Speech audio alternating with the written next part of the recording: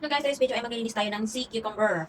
So ito ay nasuk ko na ng 48 hours. Tapos hinugasan. Every 8 hours kailangan palitan yung tubig niya. Tapos after 48 hours, kailangan mo siyang pakuluan ng 45 minutes. Tapos ilulog mo siya sa malamig na tubig. So ito, nalugod ko na siya so hindi na siya mainit. So kailangan natin linisan. Ayan. Parang matanggal-tanggal yung madali.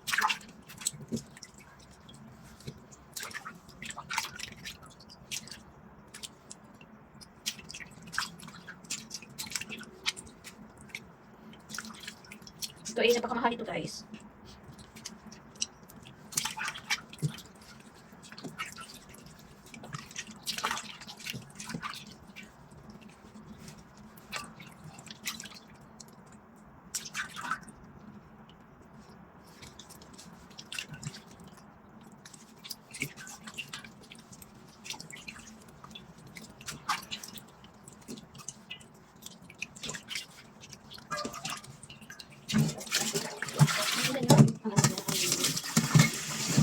Dapat na pala magtubig kayo, dapat walang makakalot na sibuyas.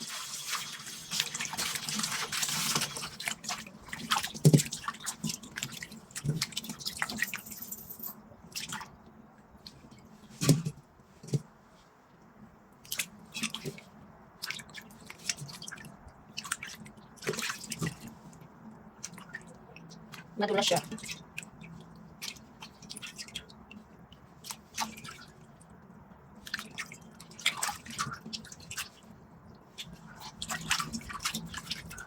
Ito kanyang puyat. Ito naman kanyang bunganga.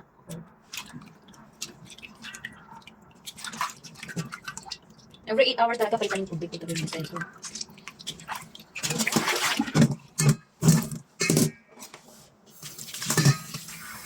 Gamitin natin ang kutsilyo para matanggal-tanggal yung mga ikalitan niya, yung mga itin-itin.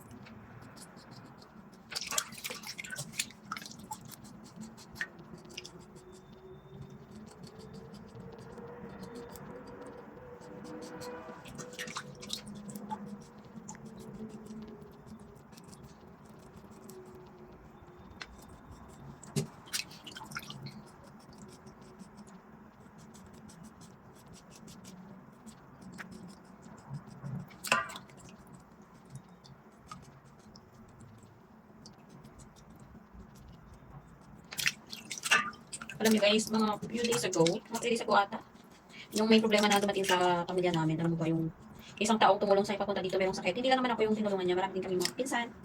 So nangailangan siya ng malaking halaga, so hindi namin kaya yun. So yung ginawa ko habang is nagpost ako sa Facebook na humihingi ako ng tulong, financial para sa kanya, kasi nga hindi namin kaya. Hindi naman po milyon yung sahod natin dito bilang OFW, di ba po? Tapos may sarili din tayong mga problema, sinagastasan, so hindi po namin kaya. At ayun, nagpost po ako sa Facebook na humingi po ako ng financial prayer, so mga bandang alas 4, may natanggap ako minsan galing pala sa pinsan ko. Sabi niya sa akin, hindi ka na nahiya? Sabi niya, nagpuspos ka naman yan. Sabi ko naman hindi naman nakakahiya yung mangingi ng tulong sa tao, di ba? Sabi ko, kaya ka pa hingi ng tulong sa tao kapag wala ka ng pantay na yung dalawang paa. Sabi ko, habang maaga, hingi na tayo ng tulong. Sabi niya, kakahiya ka. Pinakahiya niya daw. Sabi ko naman, wala nang masama yung ginawa ko. Tama naman yung ginawa ko kasi hindi natin kaya. Gumawa nga ako ng sarili namin group chat. Sabi ko nga, magtutulungan kami, magpambaga kami para sa gamutan niya. Sa maintenance ng gamot niya. Humihingi ako ng 500 peso bawat isa sa amin. Wala man lang nag-agree sa akin. Sabi nila wala daw silang maibigay. So ganun, hindi na ako ulit humingi pa ng tulong ulit. Hindi na ako nag-open ulit. So sabi ko nga, 500 hindi nga nila kayang magbigay. Will pa kaya? So ayun, lahat sila nagalit sa akin. Diyos mio. Hindi daw ako nahiya, bakit daw hindi kami magbagan? Humingi ako ng tulong, 500 lang, magbagan kami, wala na silang ibigay. 500 lang yun ha. Tapos na yun, sabihin sa akin, bakit hindi daw kami magbagan? Humingi ako ng ambag ng nakarang buwan. Walang sumagot sa akin, lahat ng ignore. Ano sabihin ngayon, dapat maambagan? Ano yun? Ma-pride. Ikamusta nga, hindi na nila magawa Tapos isumbat sa akin. Kasi yung isa kong pinsan naman akala ko tumawag sa tiyahin namin para mga musa. Ayun pala, inaway lang. Ay, hindi man lang inisip na kung ano nangyari dun sa kanya. Paano kung kausapin sa kanya wala siya ng buhay? Yung gagawin niya, iyak-iyak lang. Yung mga tao talaga wala na naibigay. Stress pa ibigay sa'yo. So ayun, yung ginawa ko para hindi na nila yung... Kasi yung mga post ko yung binabantayan, akala nila sila yung pinatanggan ko. Ewan ko nga ba. Hindi ko naman mention yung pangalan nila Yung mga post ko, lahat tinamaan sila. Panay sa akin. Hindi ko alam kung ano nangyari dyan. Parang problema nila sa akin. Kasi ako ginawa ko lang ang tama. At alam ko yung paraan yung pagtulong ko. At saka yung China, marami din siyang natutunan. First time naman ata, na siya na rin ako hindi ang tulong. Yung China kasi single, wala siyang asawa. Nag-abroad din yan, galing din yan sa Hong Kong. Umuwi. Hindi niya. Hindi na-expect na ganyan ang mangyayari sa kanya. So, yung baon niya galing Hong Kong, naubos na lahat. Gastos dito, gastos doon. Yung akala niya, tulungan siya ng iba namin pinsan. Wala rin pala. Ngayon, nag-diagnose siya ng urinary bladder mass. So, kailangan niyang operahan. So, yung doktor, humihingi ng 100,000. Sabi ko, hindi natin kaya yan. So, kami naman is, nagbibigay naman kami talaga ng monthly allowance niya, pero hindi kasya yun. Kaya nga ako humihingi sa mga pinsan ko, pero wala, inaway pa ako. Alam mo ba, instead na isupport ka na lang, masama ka pa. Yan talaga yung mga tao. Ewan ko nga pa kung bakit galit na galit sila sa akin, wala na akong ginawang masama. Pinsan mo pa naman. Akala ko magtutulungan kami, yun pala iba. Iba pala yung direksyon ng intindi nila. Ang professional na yan di basta-basta ang tao yan. Pero yung utak, hindi mo alam kung saan ang galing. Isip. So ngayon, pinablock ko silang lahat. Wala kaming communication, block ko silang lahat kasi hindi ko matanggap. Yung isa naman sabi niya, sumbong kita sa tiyahin natin. Sabi niya, sumbong daw niya ako sa tiyahin namin na may cases na ganyan. Sabi ko, sige, sumbong mo doon, wala problema sa akin kasi nag-usap na nga kami. Sabi ko, hindi tayo ng tulong sa mga kaibigan natin na meron. Yung may sobra lang, hindi naman kami humingi ng sobra-sobra. Yung sobra din sa kanila. Malay mo kung may tao ka tumulong sa kanya. Kasi hindi lang naman 100,000 yung kailangan Kailangan niya rin yung pocket money.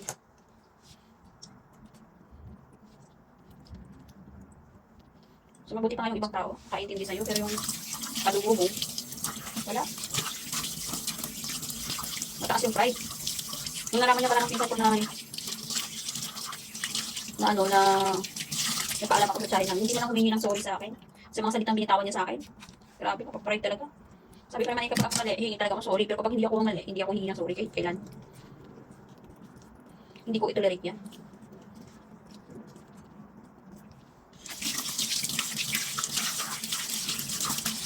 Tapos nung na-block ko na sila, yung isa kong pinsan nag-iak. Bakit ko daw siya pinablock? Ba't hindi ko i-block? Ba't hindi ko i-block kasi nakabantay lang ang post ko? Kung anong post ko na masakit sa loob nila, yun, nakiktado sila, kaya binablock ko sila. Ano ba yung nakiktado? Hindi naman nakapangalan sa inyo, wala na akong ilagay na pangalan yun, hindi naman nakapag sa'yo, ba't ganyan kayo?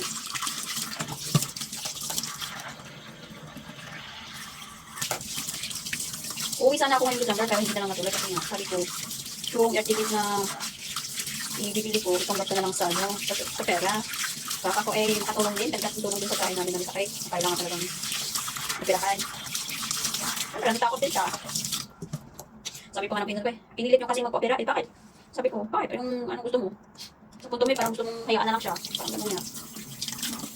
Parang hindi naman gano'n, sabi niya. Pero sa totoo lang, hindi ko naman pinilit siya kasi nga, sabi ko sa kanya, kung ano yung decision niya is, respetuhin namin. Kasi katawan niya yan So, natakot din siya na baka mag-operahan siya. Baka hindi na kayanin kasi mahina rin yung heartbeat niya. Tapos yung creatinine niya is mataas. Yun yung problema sa kanya. Dati din siya napirahan dito sa Hong Kong, yung tatlo, yung kabali niya lahat kinuha. Ayun naman yung bukol tumubos sa urinary bladder mass. So, kung hindi natanggal yung bukol na yun, ay hindi na siya makaihi pa at magkatitan na siya habang buhay. Then, maliban dyan is nag-bleeding. Yan yung payo ng doktor. Kung no choice siya, sabi ko naman, no choice ka, kailangan natin i-try. Sabi niya, takot daw siya, sabi ko, i-surrender mo na yung sarili mo kay God. Kung makasurvive ka, thank you Lord. Kung hindi, sabi ko, ayaw lang ni Lord na mag-sacrifice ka, sabi ko ng ganun. Kasi naman hayaan na lang natin na ganyan na yan. Ikaw pa rin yung mag-sacrifice niyan. Kasi nga hindi naman pwede na matiis na nagpapa-ano ka dyan, sumasakit yung tiyan mo, hayaan ka lang. Dahil ka pa rin sa hospital. So habang maaga pa, sabi ko, kailangan natin i-operahan yan. Iwala ka lang kay Lord, sabi ko ng ganun. Pero wala pa naman siyang schedule kasi nga wala pang hinawa kang pera. Then pag gumagawa po kami ng paraan, para matuloy yung operation niya. Ang hirap din kasi wala yung siyang kasama na lakad dito, lakad doon. Hindi naman pwede na uuwi ako. Kasi kung uuwi ako, paano na lang, wala akong pera. Wala akong trabaho. Siyempre may nanay din ako, yung nanay ko, yung case niya, marami din siyang, marami din siyang, may diabetes, may high blood, mataas yung cholesterol niya, may fatty liver, lahat na lang, may rin yung heartbeat niya. Kapatid niya yan. Yung naman pagkaiba is may anak siya. Yung kahit pa naman is wala siyang anak. Pero lahat ng kinikita niya, yung sa mga pamangkin niya rin nakita. Kung sabi na kung anong kinasafay, parang ba yung gumastos? Bakit tinawag ko siya? Sabi ko, bakit? Kami lang ba yung ginastosan niya? Kami lang ba yung tinulungan niya? Kasi nagot ko naman yan. Sabi naman kasi hindi kayo naman nangangalos na doon. Hindi naman kayo tumatawag sa kanya. Tumatawag kayo kung kailangan kayo. Kung wala, wala. Kasi wala sa may tumawag ko na pintas ko. Sabi na wala. Tatawag niya sila kung kailangan. Kung wala, wala rin.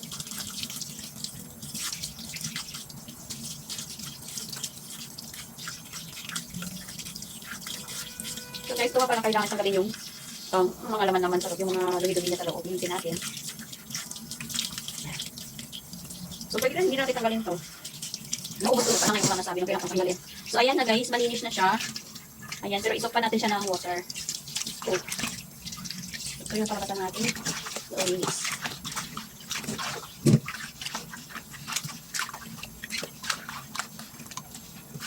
So, maganda yung pagkano niya. Yung nakaraan kasi, pinakuluan ko ang mambo. Kaya yung mga balloons is lumiit. Hindi katulad nito. Talagang nag-expand siya. Yan.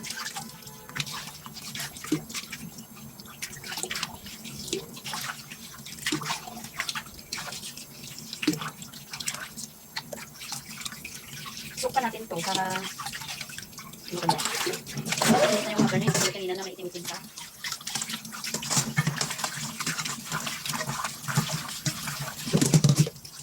Masarap ko siya yan, yung toy salad, tapos yung pork ribs, sea cucumber, masarap yan.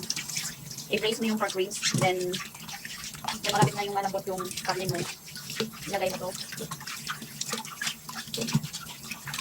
Pwede dito sa steam egg. Steam egg tayo, ilagay dito. Ito yung pinakamahal, seafood.